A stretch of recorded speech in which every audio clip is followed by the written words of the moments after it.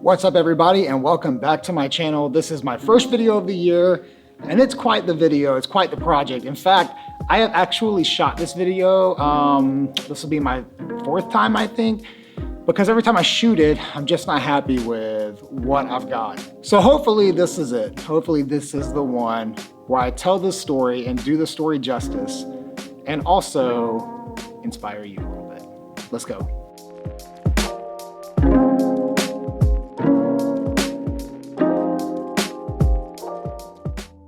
This story is about my uncle, Harry Hobbs, and we're gonna kick the story off in 1983.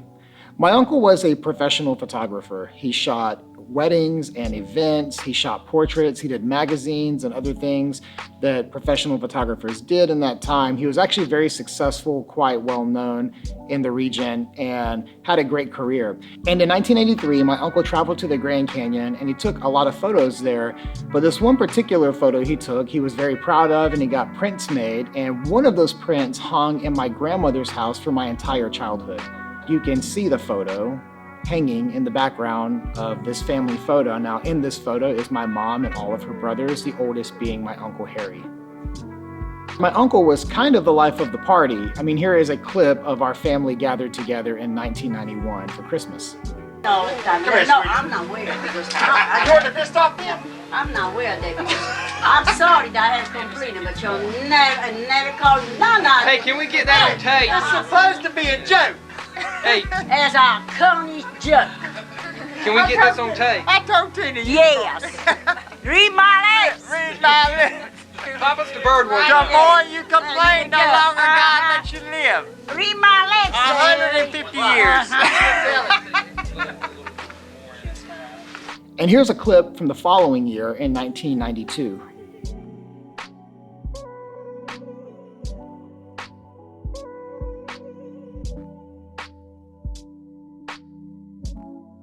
You can see that the mood is a lot different in 92 than it was in 1991. And that's because in December, 3 weeks before Christmas in 1992, my uncle took his life.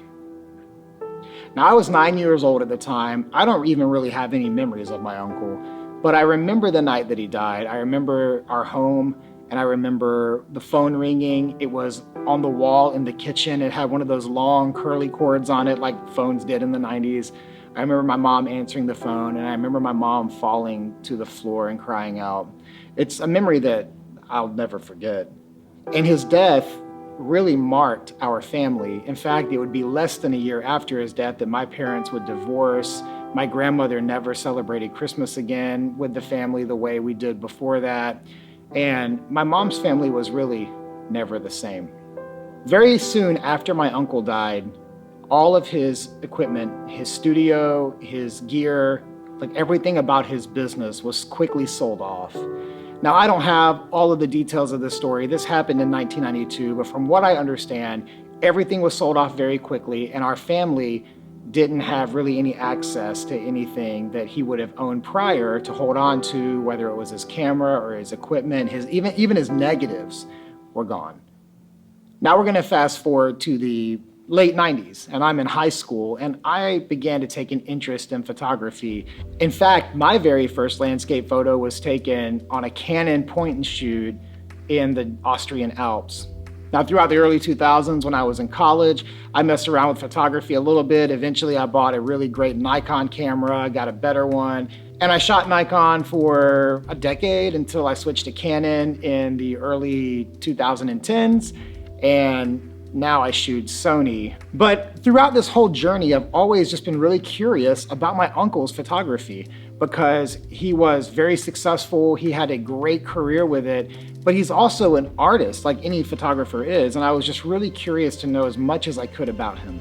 Throughout the past 15 years or so, I have asked my mom, my uncles, just anything that they could remember about my Uncle Harry's photography style, whether it was the camera that he used or the lenses, maybe like the focal length he was partial to, what film stocks he liked to use. And of course, like nobody knows this information, and it was all basically lost in 1992 when he died. So at the beginning of this video, I told you about that Grand Canyon photo.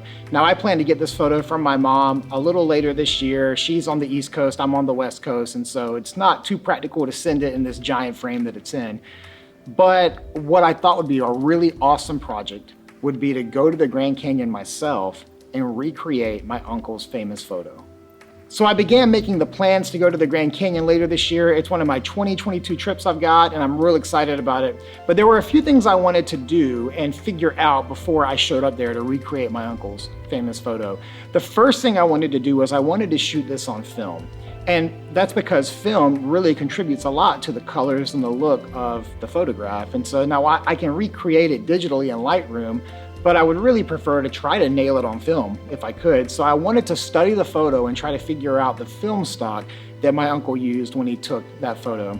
The second thing would be to try to figure out the focal length he shot it at. This is not a typical Grand Canyon photo that's super wide, it's actually pretty punched in. And so somewhere in that upper end of the focal length spectrum is what my uncle would have used. And so I wanted to try to figure out his focal length. And then if I could, by any stretch of the imagination, try to come close to getting a similar camera that would have been used in that era, it would be really awesome. So recently I was chatting with my mom about my uncle again and his photography, and I know she doesn't know anything about his equipment, but I asked her if there was anyone that my uncle shot with or worked with or had a second shooter with that would know anything. And she actually gave me two names to chase down. One of them ended up being a dead end, but the other one ended up being pretty awesome. My mom told me about this guy named Curtis, who was a young man who used to shoot with my uncle. My uncle kind of mentored him into photography, and in many ways was kind of like a brother to Curtis. Having his name, I did what any good millennial would do. I hopped on social media and looked him up, and sure enough, I found Curtis pretty quickly. So I shot him a message and I said, "Hey Curtis, my name is Dave Herring. I'm a photographer living in the Bay Area of California. I understand you were close to my uncle, Harry Hobbs, who died in 1992. I was recently talking to my mom to see if she knew much about his gear and his style, and she mentioned your name to me. Would love to hear any memories you have about what cameras, lenses, or film stocks Harry used." So I sent Curtis this message, and immediately Curtis responded. And Curtis told me he had wonderful memories of Harry and still misses him to this day. Curtis also then told me the camera that my uncle shot with, which was a Mamiya RB67. He proceeded to tell me that my uncle really loved shooting the 180mm focal length, and while he used a variety of film stocks, there was a film stock that they used back then that he actually still had. Now it had expired in the year 2000, and that's kind of awesome to hold on to something that long. He offered to send me a box of this film stock. This is film you can't get anymore, and there may only be a few hundred rolls of this film in existence. But that was incredibly generous of Curtis. So Curtis asked for my address, and he said he was gonna ship me a box of Kodak Vericolor 3. Now for the next several days, I began to just get to know Curtis a little more. We talked about my uncle, talked about photography, and it was a really cool experience just getting to learn more about my uncle after really, I've been shooting now for 20 years. It was so cool to hear about my uncle and his style and his gear and all of that. It was just an awesome experience. So a couple of weeks ago, I get a message from Curtis and he says, "Your package is arriving soon. Shoot me a text when you get it."